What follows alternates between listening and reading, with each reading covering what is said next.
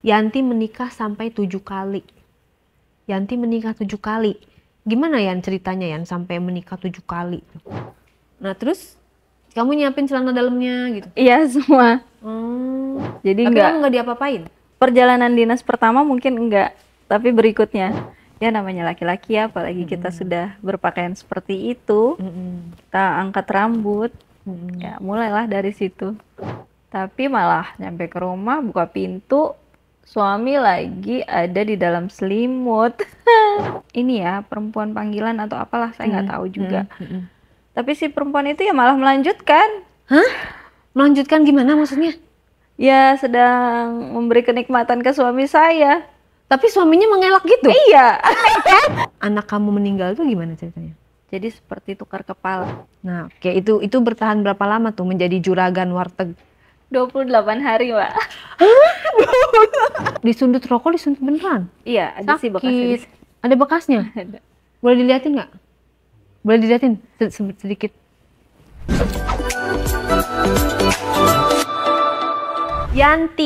Yanti punya kisah yang sangat sedihnya ada, harunya juga ada. Yanti menikah sampai 7 kali. Yanti menikah 7 kali. Gimana Yan ceritanya Yan sampai menikah 7 kali? Ya awalnya karena dulunya sih sebenarnya sempat pacaran bertahun-tahun ya. Sama suami pertama ya? Cuman karena memang saya mergokin dia selingkuh, agak kecewa sih sebenarnya setelah pacaran bertahun-tahun gitu ya. Oh, waktu selingkuhnya itu dia udah nikah atau belum? Selingkuhnya justru pas udah nikah. Pas udah nikah.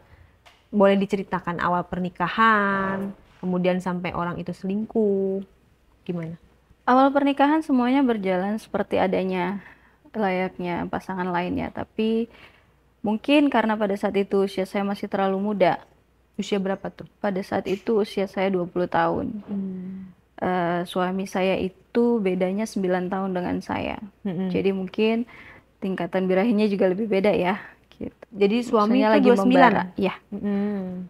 Pada saat itu suami saya bekerja hanya sebagai admin saja.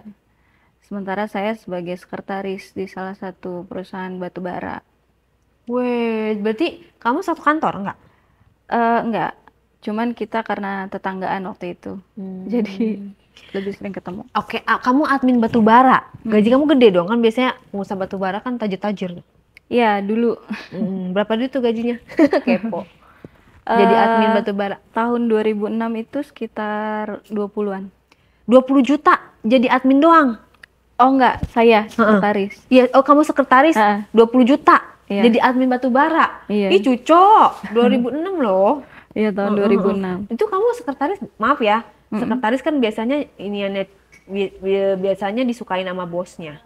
Bener nggak kayak gitu? Iya, benar. Coba sebelum kita mencari, sebelum kamu mengutarakan kisah kamu dengan suami yang pertama, jadi sekretaris, pengalaman jadi sekretaris di perusahaan batubara seperti apa? Yang pasti ada senang ada sedihnya. Ya apalagi kita bos-bosnya itu orang luar semua kan. Orang bule? Iya. Oh gitu. Ada dari India. Ada dari India. Ada dari Jepang. Ada dari Prancis. Ada dari Singapura, ada dari Malaysia. Wow, jadi kamu ada 3 negara dong ya? Jepang, Singapura, Prancis, India, dan Malaysia. Iya. Bagaimana kamu berkomunikasi? Mereka bisa bahasa Indonesia? Ada sebagian yang bisa berbahasa Indonesia, ada yang menggunakan bahasa Inggris. Oke, nah itu bosnya itu ownernya semua itu?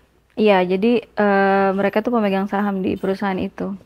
Oke, berarti kamu bekerja untuk mereka? Iya. Oke. Yang bos yang mana yang suka sama kamu? India sih. Yang India? Coba awal mulanya kamu tahu dia suka sama kamu seperti apa? Karena setiap perjalanan dinas, jadi dari 5 bos itu kita ada 3 sekretaris.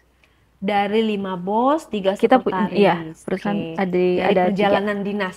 Perjalanan dinas kemana nih? Kepo nih gue nih kan ya, gue harus jaga-jaga ya kalau misalnya, ya kan? Apalagi tahu sendiri bapak-bapak itu sering bohong. Yes. Coba bagaimana cerita? Jadi setiap kali perjalanan dinas pasti saya harus selalu ikut. Hmm. Jarang dipilih 2 sekretaris lainnya. Weh. Terutama kalau perjalanan dinasnya menyangkut dengan beliau. Oke. Kamu duduknya di ekonomi apa di bisnis? Bisnis. Di bisnis. Berarti kamu sama si bos India itu? Ya. Oke. And then? Lanjut. Ya, setiap kali perjalanan dinas pasti yang namanya kamar itu nggak boleh jauh. Biasanya sebelah-sebelahan. Oh, jadi tetap misah kamarnya? Kamar tetap pisah, tapi selalu pasti pesan yang ada connecting door di. Oh, yang ada connecting room-nya. Boleh diceritakan lagi awal mula dari pas perjalanan dinas itu? Kan berarti meeting nih, kita harus perjalanan dinas. Kamu kesini, ya kan? Iya. Siapa, Yanti? Kamu ikut dengan saya gitu? Iya. Selalu saya yang ditunjuk untuk menemani perjalanan dinasnya. Boleh diceritakan? Ya, setiap kali perjalanan dinas itu pasti saya ikut dan sekarang saya mempersiapkan semuanya kan. Semua keperluan beliau termasuk dengan pekerjaan sampai dengan ke hal-hal yang pribadi. Hal-hal pribadi seperti? Ya, baju-bajunya segala macam. Walaupun dia punya istri, tapi tetap kadang-kadang saya memang diminta untuk ada beberapa barang yang untuk pribadinya dia sendiri yang harus saya beli. Jadi kamu membeli kayak di swalayan, misalnya pakaian dalamnya. Ya, seperti itu. Misalnya. Oh, disuruh sama dia? Ya. Gimana cara dia nyuruhnya? Ya, dia bilang siapkan keperluan saya, mulai dari semua dia kasih listnya ke saya. Awalnya saya bingung kenapa harus saya yang melakukan ini ya kan. Sampai dengan di perjalanan dinas itu biasanya saya sampai mau dia berangkat untuk kita meeting, itu saya nyiapin semuanya. Jadi dia keluar kamar mandi itu udah ready semuanya. Oh, jadi di hotel gitu? Di hotel, berarti kamu nyiapin, berarti dia keluar pakai handuk doang gitu? Iya. Nah terus, kamu nyiapin celana dalamnya gitu? Iya, semua. Terus? Sampai sedetail itu. Jadi tapi kamu nggak diapa-apain? Perjalanan dinas pertama mungkin enggak, tapi berikutnya. Boleh diceritakan perjalanan dinas pertama seperti apa? Perjalanan dinas pertama biasa saja. Dan saya juga agak canggung sih sebenarnya harus membelanjakan barang-barang yang seperti itu. Karena kan itu terlalu ini ya, terlalu pribadinya gitu. Jadi ya, cuman karena sudah menjadi kebiasaan, akhirnya buat saya biasa aja. Tapi ya di perjalanan kedua sempat yang waktu itu kita ada kayak perjamuan gitu, dia sempat membelikan saya gaun. Oke, untuk kamu dipakai nanti pas pertemuan. Iya, karena paginya kita meeting, malamnya kita ada perjamuan gitu, makan malam. Dibelikan lah, berapa duit tuh dibeliin gaunnya? Aduh, lumayan jutaan. Ya, jutaan. Seksi gaunnya? Ya, bisa dibilang seksi. Warna apa gaunnya? Merah. Wah, pasti warna merah ya kan, biar menantang gitu ya. Kamu pakai lah tuh kan? Iya. Dari situ kamu udah tahu bahwa bos kamu sebenarnya suka sama kamu? Flirting sih sering ya. Tapi kan karena saya pikir ya itu hal yang biasa gitu. Dan tapi dia tidak pernah mengungkapkan? Belum pernah mengungkapkan. Tapi ketika perjalanan ke dinas kedua itu justru ya di situ dia kayak kasih sinyal-sinyal gitu. Seperti lainnya. Ya itu dia membelikan gaun ke saya. Terus? Kamu harus pakai ini segala macam. Ketika dia mau jalan juga sampai dengan hal sepatu saya gitu. Bagaimana saya mempersiapkan keperluan dia, begitu juga dia mempersiapkan keperluan saya. Bahkan sampai dengan underwear saya bingung. Dibeliin juga? Iya. Di situ tuh saya agak, wah ada apa nih gitu. Dibeliin, terus kamu milih dong mau yang mana gitu kan? Saya nggak milih, tapi semua sudah tersedia. Jadi kayak saya di dalam kamar tuh sudah ada satu bag paper gitu, dan itu udah semuanya. Oke. Ukurannya pas tuh ya? Iya. Oke, kamu pakai semua tuh? Iya, aku pakai semua. Terus setelah kamu pakai, ya komentar dia apa? Bagus, cantik, cuman ada yang kurang. Karena pada saat kita mau jalan keluar itu, saya jadi kan itu gaunnya kebelah. Kayak v-neck gitu? Ya, v-neck, tapi jauh banget belahannya. Terus ininya juga sampai dengan ke paha sini gitu. Jadi mau keluar dia bilang terlalu polos, tidak ada emas lah apa gitu-gitu. Jadi dibelikanlah kalung. Kalung. Pada saat menggunakan kalung itu, Kalung apa? kalung berlian gitu Dibelikan. dibelikan. Berapa duit tuh? Kalau berapa duitnya saya kurang tahu, puluhan sih pasti. Puluhan juta. Oke. Simple aja kalungnya, cuman kayaknya dia udah ngeset deh untuk makein gitu. Justru pada saat itu saya taunya Oke, dia dipakai suka lah. dipakaikan lah. Ya namanya laki-laki ya, apalagi kita sudah berpakaian seperti itu, kita angkat rambut, ya mulailah dari situ. Di Jadi nggak langsung ke perjamuan dulu. Oh, nggak langsung ke perjamuan dulu, nggak langsung. Dari situ gimana tuh? Dari situ? Langsung ya namanya suami udah kayak suami istri ya, akhirnya di perjalanan dinas kedua itu Coba jadinya diceritakan, kan kita belum tahu nih. Kamu kan langsung udah kayak suami istri, kita belum tahu awalnya. Tadi kan perjalanan dinas pertama kan kamu bilang biasa aja. Iya. Nah, yang berbeda di perjalanan dinas kedua itu coba diceritakan. ya itu pada saat dia menggunakan kalung itu, dia ngomong bahwa dia ada rasa suka dengan saya, dia kagum segala macam karena masih usia belia, sudah bisa nembusin berapa project lah gitu. Pada saat itu bisa dibilang kesayangannya dia lah. Makanya pada saat itu ya namanya udah dipakein begitu, dia juga sedikit-sedikit merangsang kan ke area-area ya belakang telinga gitu. Saya dicium-cium lah awalnya. Ya siapapun pasti akan ini ya, kalau perempuan normal ya gimana ya Mbak gitu. Saya langsung ya tergoda lah, langsung di situ saya dicium, bibir saya dicium, leher saya dicium, semuanya sampai kita akhirnya tidur melakukan itu. Dan kamu mau? Ya normal ya Mbak. Kamu naksir sama bos kamu itu? Karena baik. Karena baik. Orang Terlalu India kan baik. ganteng-ganteng bukan? Iya. Ganteng. Banget. Oh ganteng, udah punya istri? Sudah. Dan kamu nggak nanya, aduh istrinya, atau kamu nggak merasa canggung dia udah beristri? Setelahnya merasa canggung. Oke, setelah itu, sebelum ke pertemuan itu kamu kan melakukan itu. Pas itu kan berarti kamu langsung ke pertemuan itu kan? Pakai gaun dong? Iya. Itu kamu diperkenalkannya sebagai apa sama dia? Tetap sekretaris dan asisten pribadinya. Asisten pribadi. Oke. Ini aku mau ngasih tahu dulu ya. Jadi kalau suaminya ibu-ibu yang bilang ini asisten pribadi aku, ini sekretaris aku, berarti itu bohong. Berarti dia suka sama si asisten pribadi itu, karena nggak mungkin seorang bos itu punya asisten pribadi cewek. Itu berdasarkan pengalamannya dia. Terserah mau bilang enggak semua asisten, tapi bener sih yang namanya asisten pribadi pasti si bosnya itu punya kesukaan sama pegawainya itu. Bohong kalau dia nggak suka. Kalau misalnya dia nggak suka, kenapa nggak sekretarisnya cowok aja, ya kan? Oke, kita lanjut. Jadi pertemuan itu sukses lah ya, karena kamu tampil cantik, pakai kalung berlian, pakai gaun baru. Di situ kamu merasa bahwa kamu punya level yang berbeda dari sebelumnya gitu kan? Iya, pasti otomatis. Ya dari situ kembali ke Jakarta, saya pulang karena itu harusnya perjalanan dinas 14 hari kerja, tapi kita udah dapet kontrak di hari ke-10, jadi saya seperti dikasih reward buat balik duluan ke Jakarta. Sementara dia mengurus semua urusan surat menyurat, jadi saya dibolehkan pulang. Tapi pas saya pulang, saya sampai rumah, waktu itu saya juga dikasih tiket bulan madu. Karena waktu itu saya sempat mau resign. Kenapa? Ya kan karena gaji 20 juta. Karena rasa bersalah itu tadi, Mbak. Padahal belum dilabrak ya, udah merasa bersalah ya. Iya. Jadi ya udah saya bilang saya mau mundur. Jadi dia kasih hadiah.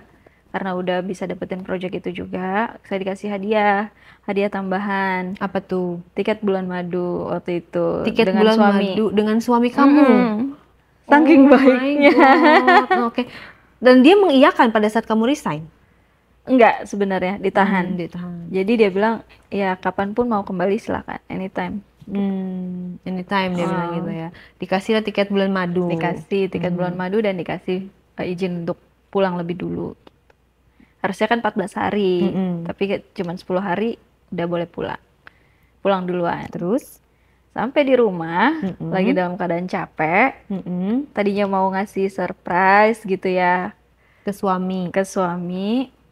Karena memang dari dulu dia minta untuk saya fokus ke rumah tangga, udah nggak usah berkarir lagi. Tapi malah nyampe ke rumah, buka pintu, suami lagi ada di dalam selimut. Lagi tidur. Lagi tidur, dan di situ ada wanita lain. Oh, ke gap. Ya, Dan emang kamu nggak bilang sama suami kalau kamu pulang? enggak. Kan saya mau kasih surprise. Oke, gimana pada saat pendobrakan kamar itu? Saya seperti biasa, jadi rumah saya tuh kamarnya panjang gitu. Dari jarak pintu ke tempat tidur itu agak jauh. Begitu saya buka, saya sempat bingung. Saya kira dia tidur gitu, tidur biasa. Memang suami saya kan biasa telanjang dada tidurnya kan. Cuman pakai selimut gitu doang. Awalnya tuh saya emang kayak mau pelan-pelan, tapi pas mau mendekati ada perempuan. Tiba-tiba Reaksi keluar kamu gimana? dari selimut itu. Saya cuma bisa diam, nggak bisa marah-marah, belum bisa marah-marah, maksudnya kayak kaget aja gitu. Kok tiba-tiba ada keluar perempuan, saya lihat aja. Dan mereka kayak karena kan ada musik ya Mbak, jadi nggak terlalu terdengar kalau ada orang di situ. Sampai saya berdiri di depan tempat tidur. Reaksi mereka kayak gimana ngeliat kamu? Kaget. Terus? Kaget, dan suami saya sempat marah-marah sama si cewek ini. Oh gitu, coba bagaimana marahnya? Ya nggak, ini siapa? Seolah-olah mereka kayak lagi peran gitu. Gimana? Ini ngapain nih? Ini siapa nih? Nggak kenal nih gini. Masa di bawah selimut kayak nggak gitu mungkin ya kan. Terus kamu apa yang kamu lakukan? Ya udah, saya bilang lanjutin aja. Gitu. Saya bilang lanjutin aja, saya keluar. Si cewek itu kayak panik gitu atau gimana? Atau dia senang malahan? Ceweknya sih bisa dibilang karena memang mungkin perempuan ini ya, perempuan panggilan atau apalah, saya nggak tahu juga. Tapi si perempuan itu ya malah melanjutkan. Hah? Melanjutkan gimana maksudnya? Ya sedang memberi kenikmatan ke suami saya. Tapi suaminya mengelak gitu? Iya. Kamu waktu itu kamu nggak videoin? Kan waktu itu zaman itu masih Asia Mbak. Oh iya, handphone masih Asia ya. Ya Allah, itu hati kamu gimana tuh pas ini? Ya hancur pasti ya Mbak. Cuman ya bingung aja gitu. Tapi dalam hati kan, gue juga melakukan itu sama bos gue kan gitu. Iya. Akhirnya gimana tuh jadinya? Tapi ya karena kejadian itu, saya langsung balik ke apartemen yang udah disediain sama si bos. Oh, jadi kamu dibeliin apartemen juga sama si bos. Oke, terus kita balik ke sana. Jadi kamu kayak kabur lah gitu ya? Iya, langsung kabur aja ke sana. Memang agak rumit sampai ke kantor-kantor masalah pribadi saya. Gimana? Jadi harusnya tetap bisa bekerja dengan baik, saya malah kayak risih, Mbak. Karena akhirnya semua satu kantor tahu, soalnya si perempuan itu dibawa sama suami saya untuk minta maaf dan menjelaskan semuanya. Jadi kayak drama gitu loh Mbak. Sampai yang berlutut di kaki kayaknya heboh gimana gitu. Ya saya bilang kalau memang kalian mau ya udah lanjutkan. Iya, di kantor kamu tuh. Di kantor. Bos kamu tahu dong kamu diselingkuhin. Tahu. Nah, makanya dia setuju buat saya cerai pada saat itu. Langsung kamu minta cerai? Iya, minta cerai. Walaupun udah minta maaf mereka. Saya bilang saya tetap maafkan, tapi saya mau melanjutkan hidup saya. Saya pikir kalau sama-sama berumah tangga nggak ada, kalau terus-terus seperti itu kan juga nggak ini ya Mbak, maksudnya. Karena kamu juga udah dibeliin apartemen sama bos kamu juga. Kalau belum nanti lu mau kabur kemana kan gitu. Ya sebenarnya dia sih yang harusnya kabur, harusnya suami saya yang kabur karena itu rumah saya. Oh, rumah kamu? Ya jadi dia menggunakan fasilitas saya. Kamu nggak usir? Saya usir kan, makanya saya ajukan ke pengadilan langsung. Oh, berarti kamu gugat. Iya. Dengan dia tidak membawa apapun. Ya, tapi kenyataannya pada saat di meja persidangan, saya baru tahu aset-aset yang saya beli selama saya berumah tangga dengan dia, itu teratas nama dia, bukan teratas nama saya. Terus gimana cara kamu merebut kembali? Enggak, saya mungkin terlalu bodoh dan terlalu polos, atau mungkin terlalu pede bahwa saya akan dapat lebih dari itu nantinya, jadinya saya Dikasih. lepas. Berapa banyak itu yang kamu lepas? 4 rumah dan 4 mobil. Wow, menang banyak tuh dong suami kamu nanti nikmatin sama selingkuhannya. Sudah sedang dinikmati Sedang justru. dinikmati sampai sekarang. Ya, Ya Allah, dasar ya. Terus alasan kamu dulu menikah pertama dengan suami yang sekarang apa? dengan suami yang ini, Yang pertama. yang pertama ini. Ya karena kita kan sudah lama Pacarannya. sudah ya pacaran dari zaman saya udah SMA sampai kuliah. Kemudian suami pertama itu menjalani rumah tangganya berapa lama dengan kamu? 1 tahun 1 tahun, tidak punya anak ya? tidak punya anak. Belum Pada sempat saat punya. pernikahan yang berarti yang lebih membiayai kehidupan kamu dong? Saya Dia kerja apa? admin. Admin aja. Adminnya Admin. gaji berapa? Pada saat itu hanya 2,5 juta. Oh jauh dong, 2 juta sama 20 juta. Iya kan? Iya. Udah gaji lu 2 juta, selingkuh lagi gitu. Terus kalau kamu mau gaji 20 juta boleh selingkuh? Ya harusnya enggak juga sih, Mbak. Ya kan kamu jawab sendiri Iya. ya. Setelah kamu bercerai, kamu masih dengan bos kamu? Tidak. Masih di Karena, perusahaan itu? Tidak. Saya hanya bertahan 2 bulan. Sampai dengan sidang cerai keluar, saya mengundurkan diri. Dengan alasan nggak enak itu tadi? Saya tidak mau melanjutkan karena buat saya itu pasti akan jadi kayak kecanduan. Karena emang orangnya baik banget, Mbak. Lembut banget, dan emang kayaknya tahu banget gimana saya gitu maunya diperlakukan. Jarang banget orang yang kayak kamu. Lagi dienak-enakin malah melepaskan gitu loh. Iya. Maksudnya sadar diri gitu ya, kayak walaupun telat tapi hilafnya tuh langsung tobat gitu. Nah terus abis itu kamu melakukan apa, kerja di mana? Saya memilih untuk pulang ke daerah, ke tempat nenek saya pada saat itu, karena kan di Jakarta itu hanya ibu. Jadi karena saya pikir saya nggak bisa ngelupain kalau harus ada di tempat yang sama, di kota yang sama. Jadi saya hijrah ke tempat nenek saya. Saya ketemu sama lagi-lagi atasan saya. Jadi di daerah pun kamu bekerja lagi menjadi Waktu itu saya jadi customer service Oke. di salah satu operator. Oh yang ditelepon itu ya, yang call center bukan? Yes. Call center. Call center. Gajinya berapa waktu itu? 4 juta. 4 juta. Kemudian ceritanya dengan bos lagi nih? Ya, atasan saya. Tapi itu masih bujang. Umurnya 2 tahun di bawah saya. Lalu? Ya, dia tahu pribadi, dia tahu saya sudah janda. Dia sempat pada saat itu mau ngajak saya pacaran. Tapi saya bilang, saya nggak mau pacaran. Karena nggak munafik ya, Mbak. Kita tinggal di istilahnya tinggal di kota orang gitu kan. Sama-sama udah dewasa juga, tidak tergiur untuk melakukan hal itu, apalagi saya janda. Tuh kayaknya nggak mungkin. Nggak ada gitu waktu kan. gitu ya pacaran ya. Terus Ya, dia mau? kalau mau, ya dia mau. Dia mau Nikah. Akhirnya kita nikah, cuman kayak 3 bulan pendekatan. Sempat beberapa kali ngelamar ke rumah, tapi nyokap nggak setuju. Akhirnya memutuskan untuk nikah siri. Nikah siri. Punya anak? Punya Punya anak. tapi sudah meninggal. Kalau itu panjang ceritanya. Anaknya kamu meninggal? Iya.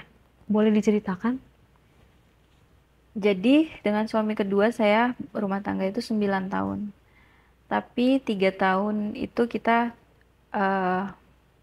nikah siri tanpa sepengetahuan keluarga saya. Nah, pada saat 3 tahun itu juga punya banyak dramanya, Mbak. Dia itu ternyata Pemakai narkoba? Ya. Aduh.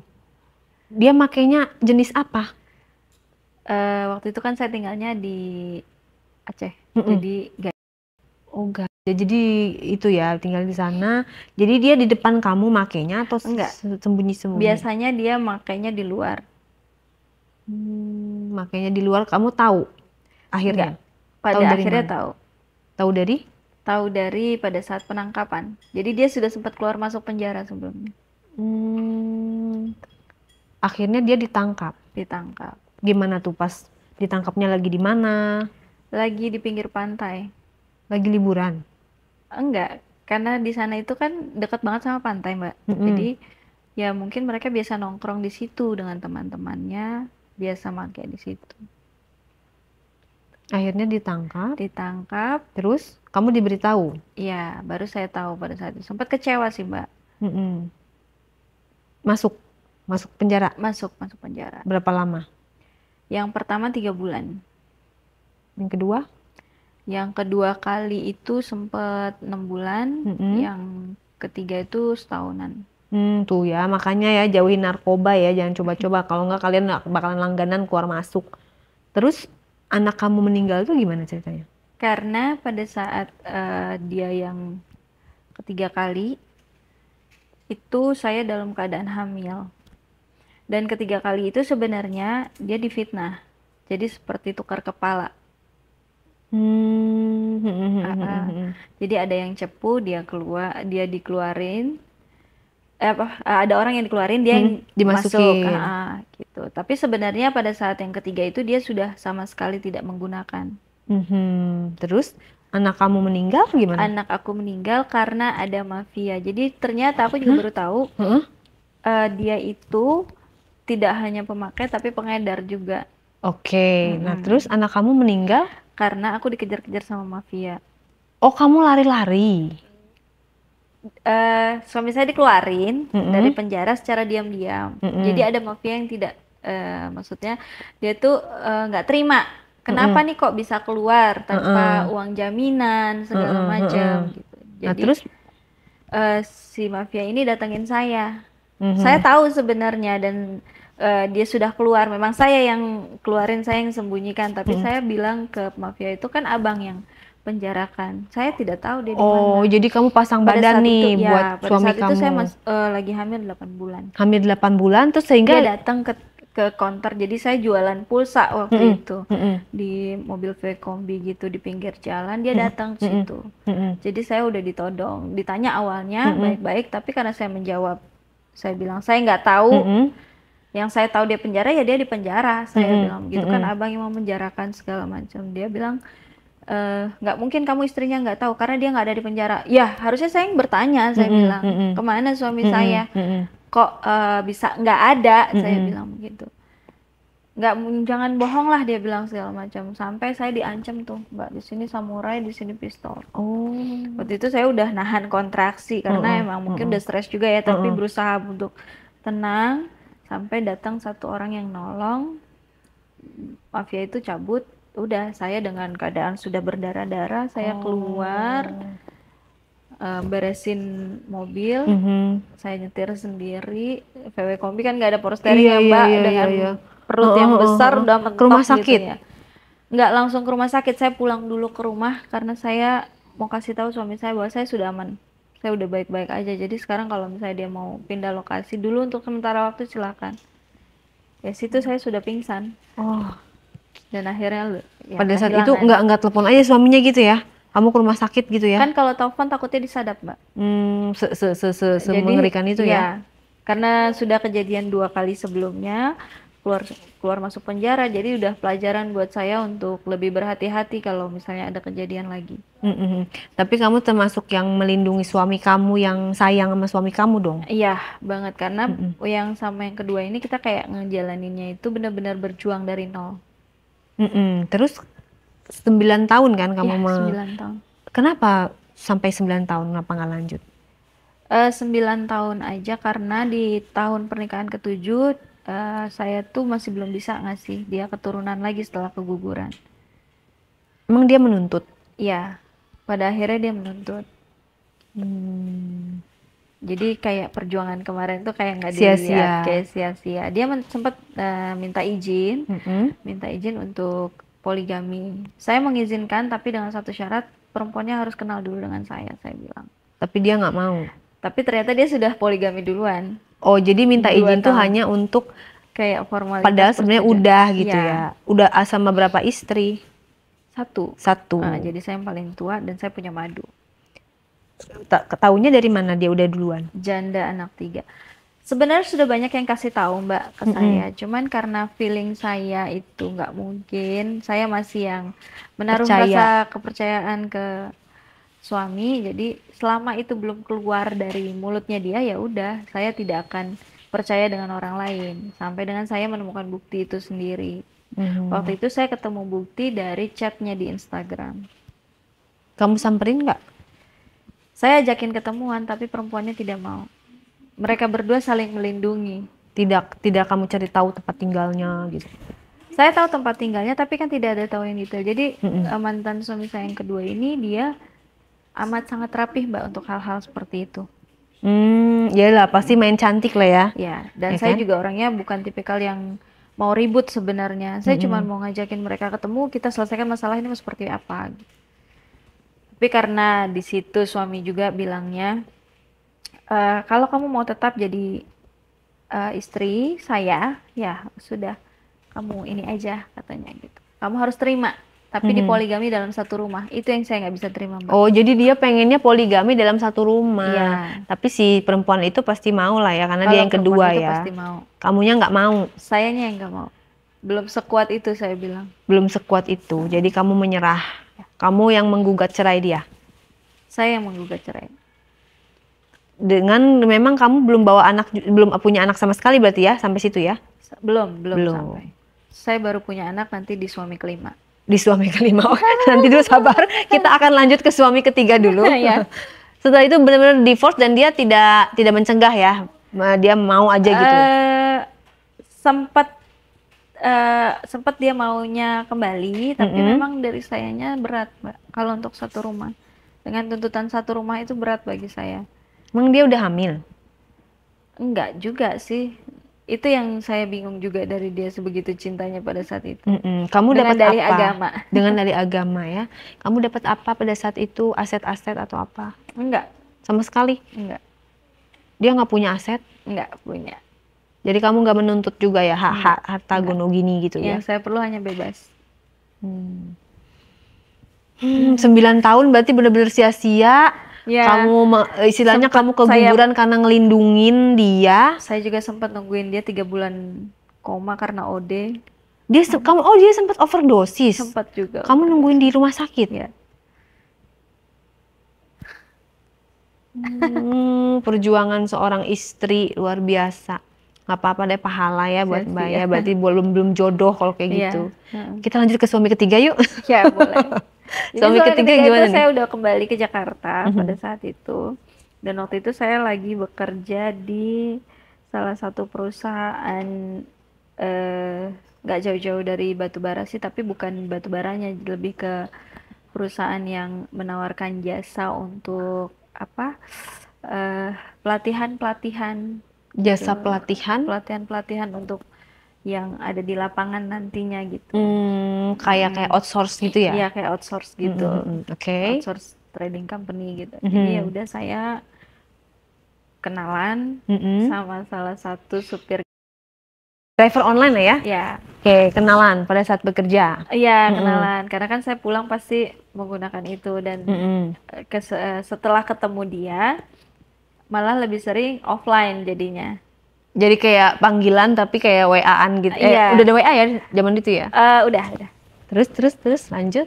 Ya, jadi ya udah, saya kenalan dan lebih seringnya jadi offline karena dia jadi sudah tahu gitu jam kapan saya harus berangkat, jam kapan saya harus pulang.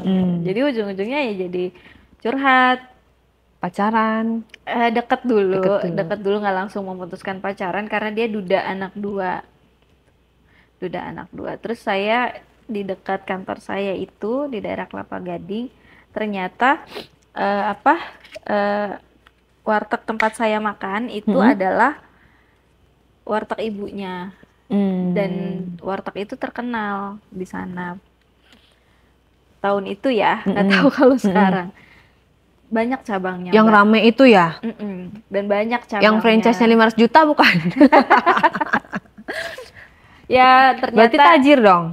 ya tajir, dan ternyata tuh cuman Kamu Plaza aja sih supir itu, jadi iseng-iseng Supir aja online, sama dia, supir online gitu. Jadi maksudnya jadi dia cuma ala-ala doang menyamar, Iya. padahal dia sebenarnya orang tajir. tajir gitu. Untuk mengetes kamu kali ya? Nggak tahu dia apa modusnya atau bagaimana. Terus?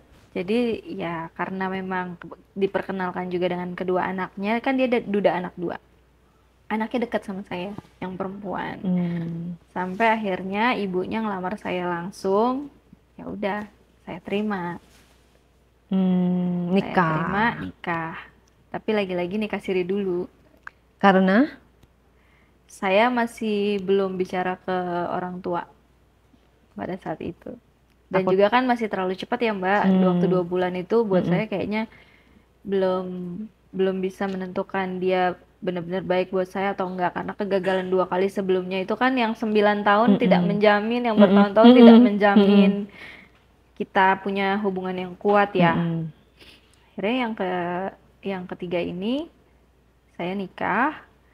Saya hanya dituntut untuk mengurusi dia dan mengurus anaknya oleh ibu mertua saya. Jadi nggak kerja? Sama sekali saya tidak melakukan pekerjaan apapun. Tiap hari saya ditransfer uang belanja 5 juta. Makan sudah tiap disiapin. hari 5 juta? Wow. Berarti sebulan 5 kali 30? 15. Enggak 150 juta. 150 juta. Kamu 150 juta ya, karena kan emang omset si warteg itu juga ratusan juta. Iya. Per harinya kan? Iya. Berarti kamu jadi juragan warteg dong ya? Iya. Berarti kamu gak usah masak, tinggal dikirim aja. Memang masak. dikirim aja Mbak, jadi saya nggak pernah masak. Nyuci juga ada yang laundry. Ih cakep. Berapa cabang itu? Ada 5. 5 cabang di Jakarta? Iya. Cuma di Jakarta aja? Di Jakarta aja setahu saya. Berarti basicnya orang mana? Orang Jawa ya? Bukan. Orang mana itu? Betawi justru. Oh, orang Betawi justru wartegnya. Gitu. Tapi yang bekerja banyak orang Jawa. Yang bekerjanya banyak orang Jawa. Yang masak. Kamu nggak belajar masak apa resep-resep gitu? Belajar. Tahu resep-resepnya? Tahu. Nah, oke, itu bertahan berapa lama tuh menjadi juragan warteg? 28 hari, Mbak. 28 hari. Kok bisa sih? Dari 9 tahun ke 28 hari. Iya. Ya Allah, itu masa probation atau gimana? Nggak tahan Mbak, walaupun saya punya semuanya istilahnya, tapi kita kayak dikandangin terus gitu loh. Nggak boleh keluar sama sekali. Ya tapi kan enak, tanpa dia. Kebutuhan semua dipenuhin. Ya nggak enaknya kalau malam Mbak. Gimana tuh? Tiap hari saya harus merasakan berhubungan tapi ekstrim. Ekstrimnya seperti apa? Jadi apa yang dia tonton pasti dia maunya seperti itu.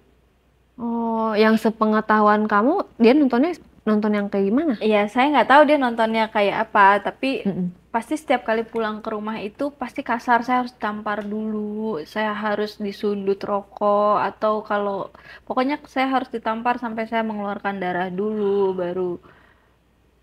baru dia terangsang. Ya Allah. Dan itu hampir setiap malam. Disundut rokok, disundut beneran? Iya, ada sih bekasnya. Ada bekasnya? Ada. Boleh diliatin nggak? Boleh diliatin sedikit?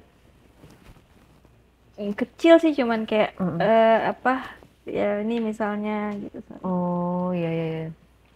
Ya ampun. Di sini ada kelainan berarti ya dia ya? Ya, ada penyimpangan. 28 hari, gimana tuh cara kamu lepas dari itu? Tadinya saya sempat mikir kabur pada saat saya mengantarkan anak-anak sekolah. Tapi lagi-lagi karena sekolahnya nggak jauh dari rumah, dan dia tuh kalau memang dia pintar Mbak, jadi dia sangkutkan email saya, jadi dia tahu di mana saya berada. Iya, gitu. jadi bisa dilacak. Bisa dilacak. Terus waktu itu sempat, karena kita habis nikah itu nggak ada bulan madu, dan saya tuh setiap malam tuh hampir menangis. Saya ngomong sama dia, saya nggak kuat kalau harus kayak gini terus, sakit. Saya bilang begitu. Saya nggak mau pernikahan yang seperti ini, saya bilang. Akhirnya dia kayak mungkin ngerasa bersalah. Besokan malamnya dia tidak melakukan kekerasan, semuanya normal, tapi tidak di rumah juga. Jadi dia kayak ngasih ide untuk bawa anak-anak ke rumah neneknya. Kita langsung buka kamar, liburan lah gitu, staycation. Terus? Nah, pada saat staycation itu semua berjalan normal Mbak. semuanya berjalan normal. Tidak ada keraguan saya buat oh ternyata doa-doa diijabah nih, udah happy ending. Pede ya kan? Dengan pedenya saya merasa sudah happy ending pada saat itu. Terus? Tapi di hari kelima ternyata malah lebih parah, Mbak. Kalau misalnya saya diharuskan menggunakan kayak cosplay begitu, saya mungkin masih mau aman ya, lah Mbak, ya. masih aman.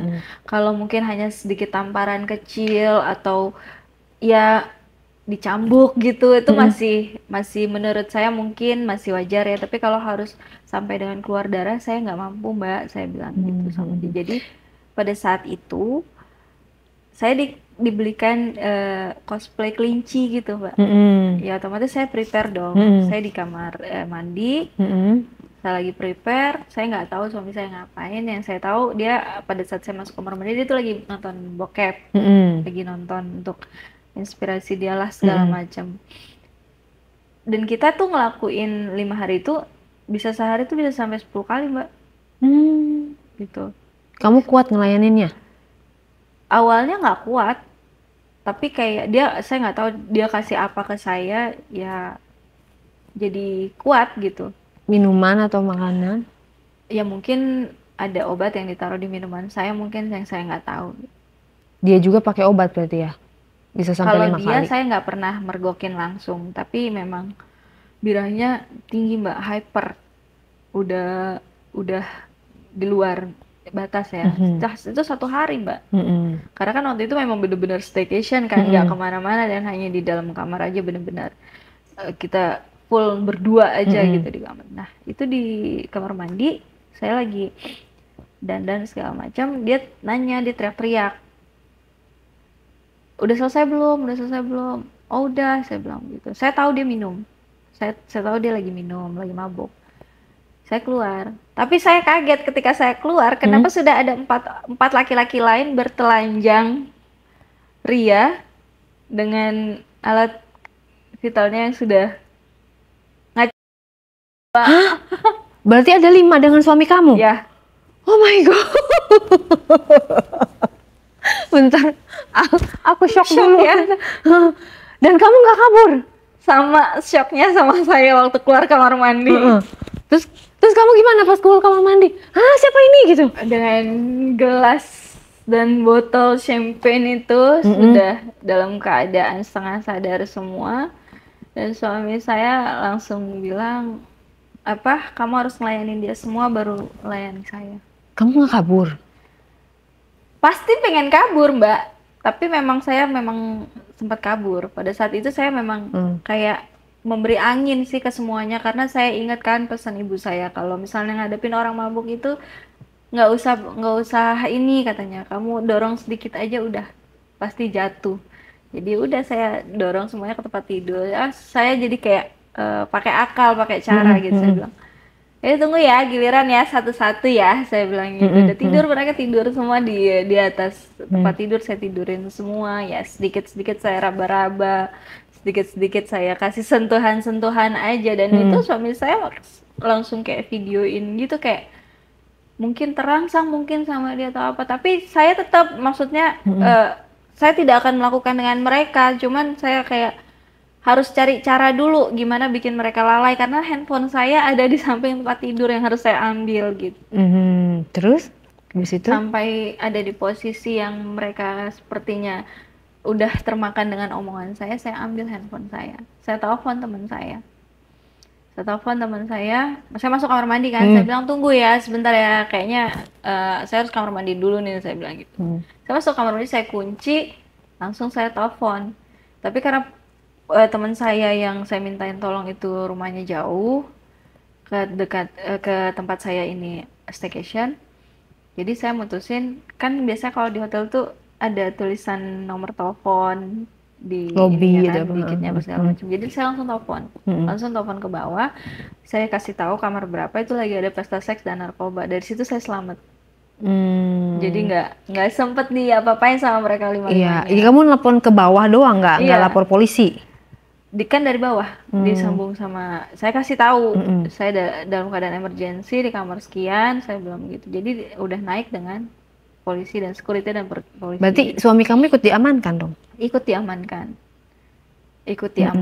Tapi setelah diamankan itu Mbak, saya kan pulang. Saya tuh udah mau kemas-kemas. Suami saya bebas karena kan punya duit Mbak. Tinggal dengan ini. jaminannya. Terus saya di rumah lagi kemas-kemas, dia pulang. Udah dia seperti meluapkan emosinya, dia hajar saya. tonjok. Ada bekas di sebelah sini. Duh, kalau bisa dibuka bisa dilihatin. Ada di sini ya, masih ada sampai sekarang ya? Masih ada, masih ditonjok sampai berdarah. Hidung saya patah. Hidung patah. Hidung bengkok. Hidung bengkok. Berdarah. Berdarah pasti. Dibawa ke rumah sakit? Dibawa ke rumah sakit. Pada saat itu makanya suami saya waktu pulang setelah dihajar, dia main sama saya. Jadi kamu berdarah-darah gitu. Jadi dia kayak meluapkan, dia punya amarah segala macam, aji mumpung kan. Dia kan setiap kali melihat darah atau melakukan kekerasan itu pasti buat dia terangsang, Mbak. Oh gitu. Jadi habis-habisan pada saat itu memang. Terus perasaan kamu gimana? Hancur pasti, Mbak. Udah ditonjok, udah diberdarah, malah dipakai, malah udah nggak tahu bilang lagi. Udah tidak bisa menjabarkan apa yang saya rasakan pada saat itu. Yang saya mau hanya saya keluar dari rumah itu, terlepas dari belenggu itu, udah. Sambil nangis dong kamu dipakai? Ya pasti. Terus dia ada ngomong apa? Enggak, setelah dia pakai, setelah dia puas, baru saya talak kamu. Karena gitu? itu hanya pernikahan siri. Ya sudah. Lepas. Gampang juga cerainya ya, karena siri ya. Dari situ kamu cerai, yang tadi kamu bilang 28 hari doang kamu menikah. Di hari ke-28 itu semuanya meledak-ledak. Kisah yang sangat luar biasa. Ini tidak untuk ditiru ya, jadi jangan sampai kita dapat suami yang punya kekerasan dan kelainan seksual ya. Itu bahaya. Banyak pelajaran sih sebenarnya dari suami 1, 2, 3 itu banyak. Kalau kita udah tahu suami kita kayak gitu, tinggalin aja langsung. Iya. Karena apa? Kalau dia pertama dia sekali melakukan kekerasan, besok-besok dia akan melakukan yang lebih parah lagi dari itu. Kalau kamu tidak meninggalkan, resiko ditanggung sendiri. Iya. Ya kan? Mungkin bisa dalam keadaan tidak bernyawa, Mas. Iya, bisa mati kamu kan tinggal nama doang. Itu kan bahaya. Nyawa itu nomor 1 loh, keselamatan itu nomor 1 loh. Walaupun kita cinta sama dia. Benar, Mbak. Ini baru 3 suami aja udah kisahnya luar biasa, wow banget ya Allah. Gimana saya ngejalaninnya, Mbak? Iya makanya kok bisa sih. Ayo kita lanjut ke suami keempat, masih kuat kan? Masih. Bismillah ya. Iya. Oke. Yuk kita suami keempat. Suami keempatnya. Suami keempat adalah teman saya yang saya telepon pada saat minta tolong. Kan dia udah nggak datang, kenapa kamu nikahin? Kan pada saat saya bonyok abis-abisan, saya dicerai, dia tinggal pergi. Oh, dia yang nolong. Dia itu sahabat saya dari SMA. Tapi dia memang dari awal, saya kenapa berani minta tolong sama dia, karena dia memang punya kelainan. Kelainan? Penyuka sesama jenis. Penyuka sesama jenis? Gay? Yes. Terus kamu mau sama dia? Karena dia sudah nolong saya, jadi seperti sudah ada perjanjian antara saya dan dia, kalau saya nantinya akan menolong dia untuk dinikahi, tapi dengan perjanjian 1 tahun kita berpisah. Jadi seperti dia hanya untuk menyelamatkan nama dia di keluarganya, kalau dia itu I'm not gay gitu. Oh, I see. Jadi dia untuk validasi gitu loh, bahwa dia itu normal di depan keluarganya setahun aja ya, syarat lah gitu. Kayak kawin kontrak dong sama dia ya. Terus kamu menjalaninya gimana tuh sama suami gay itu? Semuanya berjalan, kita masing-masing kita satu rumah, tapi kita punya kamar masing-masing. Pisah ranjang? Iya, pisah ranjang. Dia sering bawa pacarnya, yang cowok? Biasanya kalau dia akan bawa pacarnya, saya pasti dikasih duit belanja. Oh, disuruh keluar? Iya. Disuruh menghabiskan waktu di luar, jangan di rumah. Tapi kamu nggak pernah berpapasan langsung sama pacarnya yang gay? Nggak pernah. Nggak pernah? Terus? Tapi saya tahu, karena dia kalau lagi galau kayak perempuan. Gimana tuh? Curhat. Curhatnya gimana tuh? Curhat. Kalau si cowoknya lagi nggak bisa dihubungin, cowoknya lagi mungkin jalan sama pacarnya yang perempuan gitu. Jadi kamu kayak temen lah Iya, ya. karena memang kita basicnya emang kita temen gitu, temen SMA kan. Jadi makanya kayak sempat bingung juga, walaupun saya pernah bilang sama dia pada saat lagi curhat-curhat gitu, kenapa lu nggak mau coba sama cewek? Saya bilang gitu. Sempat saya coba untuk membangun, Menormalkan. ya membuat dia Normalisasi. normal. Tapi ternyata memang nggak bisa, Mbak. Iya, memang itu sudah apa itu gen ya. Mau saya rangsang seperti apapun dengan pengalaman-pengalaman yang pernah saya punya, tidak. Kalau mungkin di-treat ke laki-laki lain mungkin sudah terangsang ya Mbak, tapi kalau itu nggak sama sekali. Jadi kamu kayak nikmatin aja uang belanja dari dia tanpa ada Iya. apa sih nafkah batin gitu ya. Heeh. Hanya nafkah lahir batinnya kurang gitu ya. Selama setahun, benar-benar setahun tuh ngejalanin.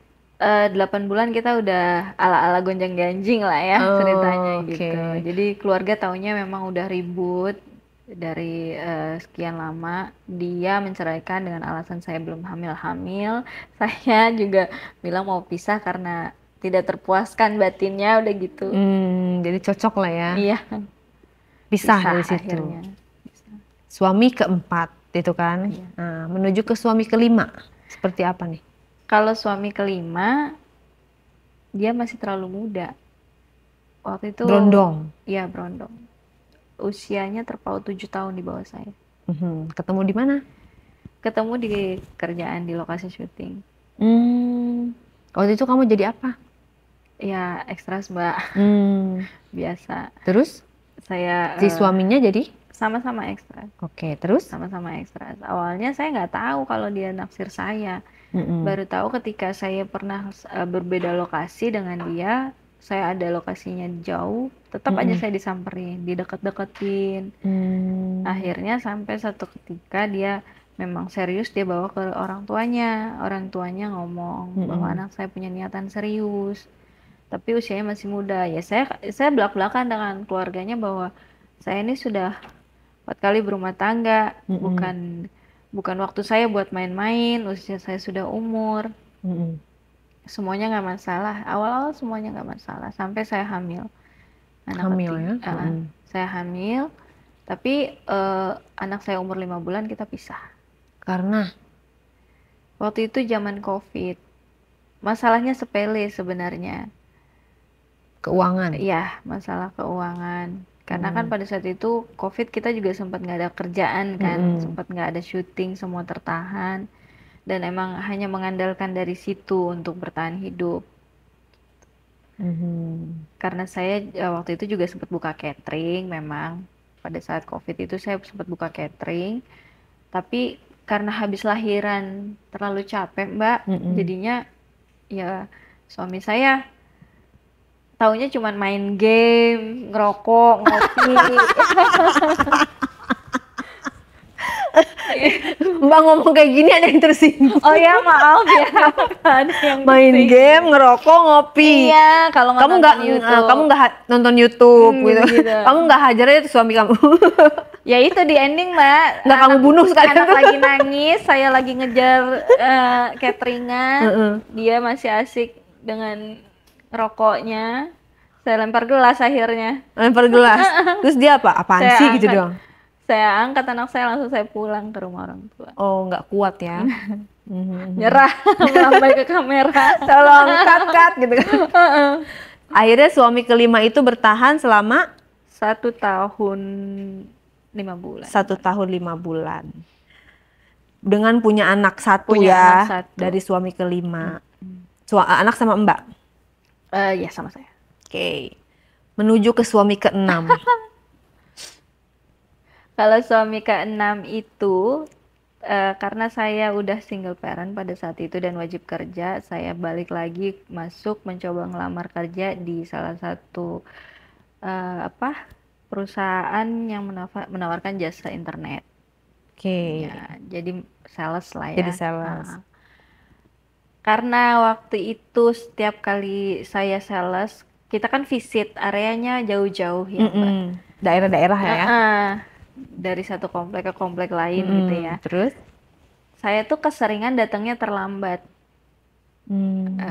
Jadi teman-teman satu tim itu sempat bingung kenapa sih nih orang setiap kali areanya agak jauh kok selalu telat gitu.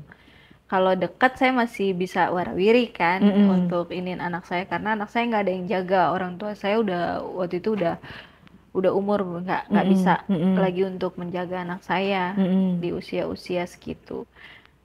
Dan saya belum punya babysitter waktu itu karena kan kondisi keuangan juga belum stabil ya Mbak. Jadi saya masih kayak nitip-nitip ke tetangga, ke teman gitu. Jadi agak sedikit ini. Dicari tahu sama si mantan suami yang keenam ini. Dia akhirnya kenal saya, dekat sama saya. Dia sempat kenal juga dengan orang tua saya. Orang tua saya udah sakit-sakitan kan. Waktu itu saya harus ngurus anak saya, harus ngurus ibu saya. Jadi memang mungkin dia naruh rasa kasihan iba atau bagaimana, udah saya nggak usah kerja, kata dia gitu, nggak usah jalan kerja deh, gue aja yang nyariin, katanya gitu. Jadi saya dari rumah aja. Cuman kayak kalau ada jarak jauh lah ya. Saya absen, tapi habis absen di lokasi kan kalau dulu gitu ya Mbak. Kalau kita mau absen harus di titik lokasi, kita absen di tempat, baru briefing, setelahnya mencar. Nah setelah mencar itu saya pulang. Yang nyari ini justru pelanggan dia, nyari dia kasih ke saya. Dicariin lah ya. Dicariin. Lama-kelamaan kan namanya terlalu baik ya, lagi-lagi bodohnya wanita ya, dikasih angin dikit begitu ya udah mau dinikahin karena ibu juga udah sakit-sakitan, jadi udah sempet nitip juga ke dia gitu. Udah sempet nitip ke dia. Ya udah nikahlah kita gitu. Tapi pas ibu meninggal mulai deh tuh dia kan merasa bebas ya, gantian jadinya dianya yang nggak kerja, saya yang kerja. Kenapa sih laki-laki kayak gitu? Baiknya pada saat mau dapetin doang, akhirnya kita ya jadi wanita ya, jadi sapi perah gitu, suruh kerja gitu kan, siang malam kerja akhirnya. Anak diurus sama siapa? Sama dia. Jadi ibu sama anak dia yang kerja pada saat itu. Anak sama ibunya dia? Ibunya saya. Kan ibunya udah masih sakit-sakitan kan? Waktu sakit-sakitan, jadi waktu ibu saya sakit-sakitan, dia udah nggak kerja karena kan ibu saya orangnya tinggi besar. Jadi saya nggak kuat kalau harus ngangkat gitu. Jadi dia mutusin daripada kita hire orang, udah gua aja deh yang nggak usah kerja, lu aja yang kerja gitu. Saya yang di rumah. Jadi saya yang kerja, dia yang si di suami yang di rumah sama anak juga, sama ibu. Berapa lama kamu membiayai rumah tangga? 1,5 tahun kayaknya ada Mbak. 1,5 tahun. Habis itu kandas. Lagi-lagi karena saya bekerja, pergi pagi pulang pagi, kadang-kadang dia memasukkan wanita lain ke rumah. Memasukkan wanita lain ke rumah? Kok bisa? Emang mama nggak ada di situ? Ya kan mama jarak dari mama sakit dengan semuanya free, mama mau cuma 3 bulan doang Mbak. 3 bulan doang dia urus ibu saya. Setelahnya kan ibu saya meninggal, dia hanya urus anak. Oh jadi after meninggal dia selingkuh? Iya. Bawa ke rumah gimana ceritanya? Dibawa ke rumah pacarnya. Jadi waktu itu ibu saya meninggal, karena itu rumah keluarga kan dijual, kita keluar, jadi kita ngekos. Dan ibu kos sempat bertanya-tanya waktu pas saya libur, ibu kos tanya, ada perempuan nggak saudaranya datang? Saya bilang saya nggak punya saudara, saya 2 bersaudara, kakak saya sudah meninggal, saya tinggal sendiri. Saya bilang terus tapi soalnya ada yang sering masuk ke rumah gitu. Ya udah, saya sudah tebak karena memang perempuan ini bukan sekali 2 kali kepergok sama saya. Udah berkali-kali mereka memang punya hubungan di belakang saya. Sempat saya dudukin berdua, saya suruh nikah deh lo berdua, tapi lo ceraiin gue. Nggak mau. Tapi ternyata perempuannya yang sama. Pada saat saya tunjukkan foto ke ibu kos, dia lagi perempuannya. Ya udah dari situ saya minta pisah. Dikabul. Tapi dia nggak mau. Dia nggak mau? Nggak Terus? mau ceraiin saya. Sampai saya harus keluar dari, pokoknya saya usir dia. Dia saya usir dari kos-kosan, saya pindah kos-kosan, kontrakan. Sampai satu waktu dia mencoba ganggu media sosial saya. Meneror lah Ya gitu. neror, seolah-olah saya ini masih istrinya. Setelah sekian lama dia tinggalin, masih istrinya segala macam. Tapi secara ini sirih nikahnya? Sirih. Sirih, oke. Dari 7 yang agama hanya 4. Oke. Selebihnya Ini kan tadi sirih. suami ke-6 ya? Iya. Nah, pada saat suami ke-7 sama yang mana nih? Setelah itu kan berarti bercerai. Bercerai. Dan saya sudah nggak kerja di itu lagi. Saya kembali ke dunia entertain, balik lagi tapi sebagai makeup. Sebagai make up, jadi MUA lah ya. Ya. Oke, bagaimana nih kisahnya? Menuju ke suami ke-7. Ketemu dengan Astrada di salah satu stripping.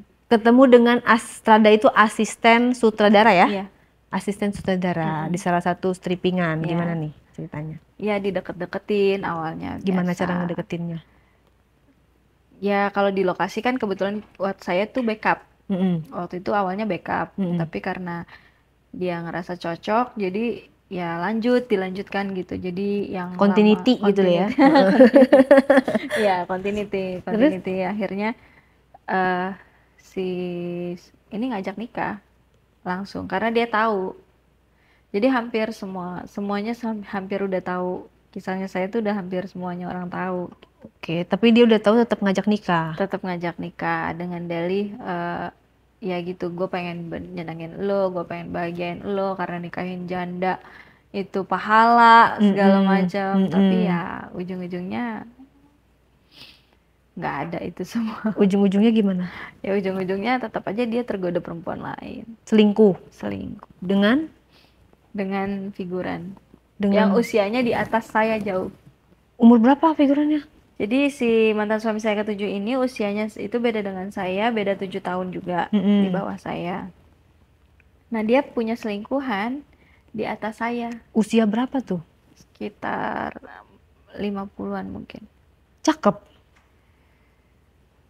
Kalau cakep relatif ya Mbak, tapi ya namanya sering dapat peran ya pastilah. Cuman kalau saya ngeliatnya pada saat itu mungkin aji mumpung karena dia punya duit jabatan juga kan, mumpung jadi Astrada ya, biar manjang gitu kali ya syutingnya atau gimana. Terus kamu apain tuh pas dia tahu dia selingkuh? Ya sebenarnya saya belum sempat ada omongan apa-apa pada saat itu. Saya hanya tahu dia selingkuh. Sempat saya kecewa juga. Saya diusir karena waktu itu kan pada saat stripping itu berjalan, kita di satu lokasi. Tinggalnya di lokasi juga. Jadi semua orang tuh tahu gerak-gerik dia, laporan ke saya segala macam. Saya pun sempat mergokin mereka lagi ngapain di mobil. Lagi ngapain di mobil?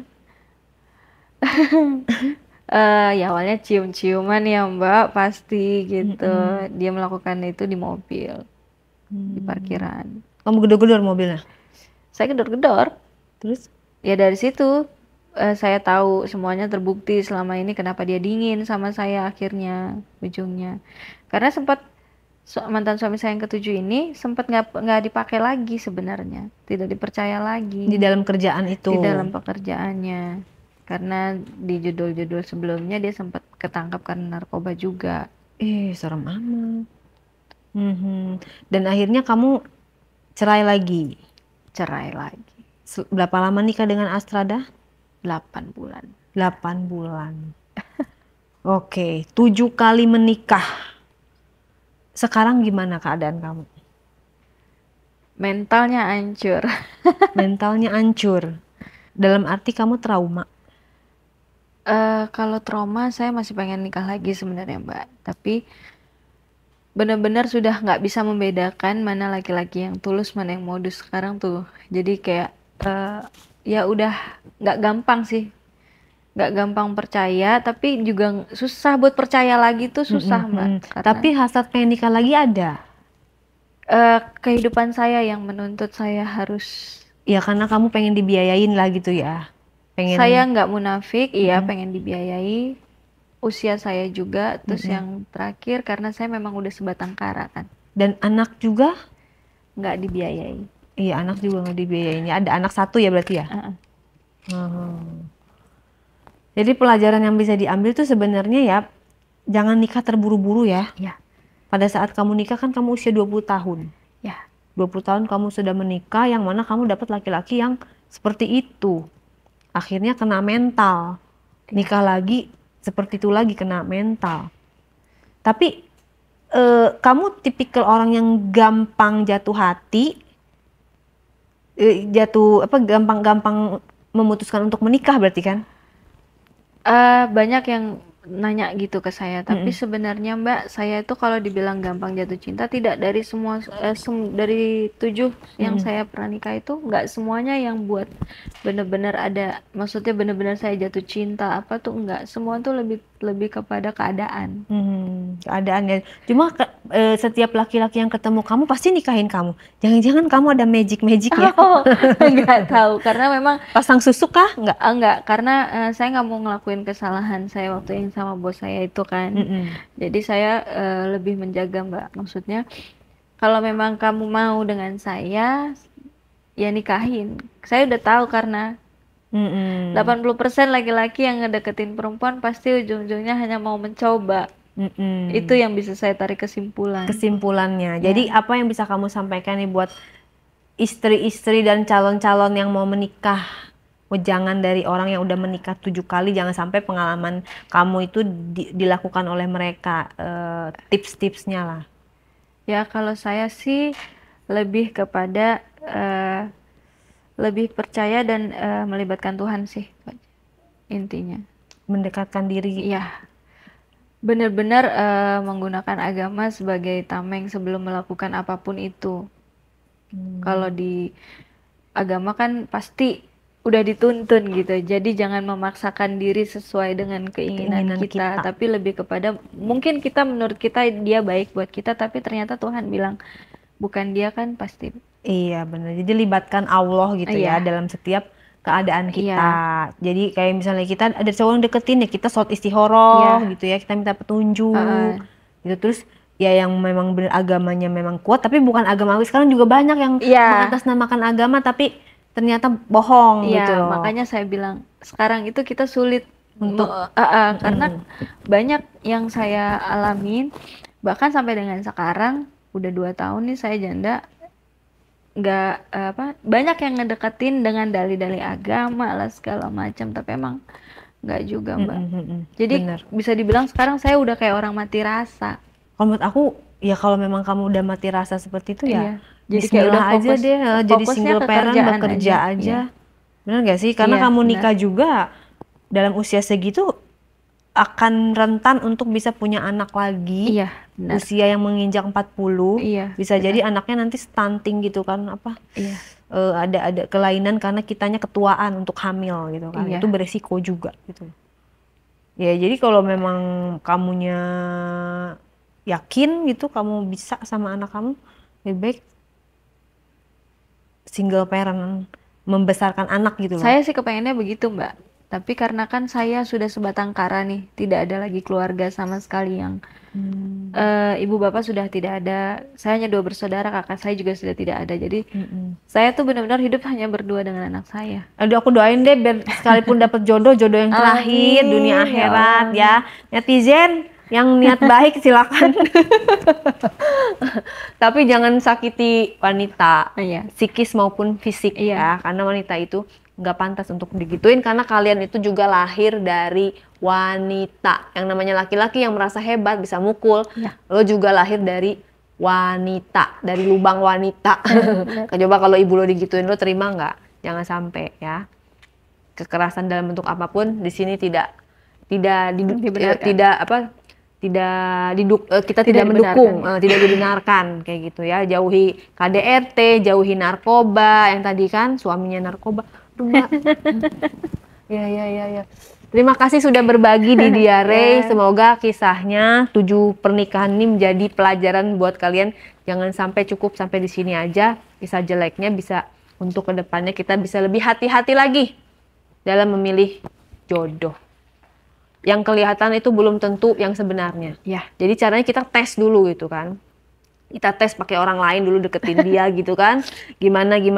Kalau emang dia benar-benar, jangan langsung diiyakan gitu. Dan tetap libatkan Allah dalam setiap pekerjaan kita.